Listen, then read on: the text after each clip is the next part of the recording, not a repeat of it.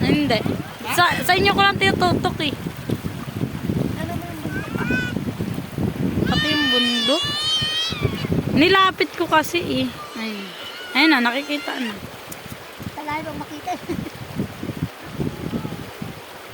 Narangan pati kaming baldi.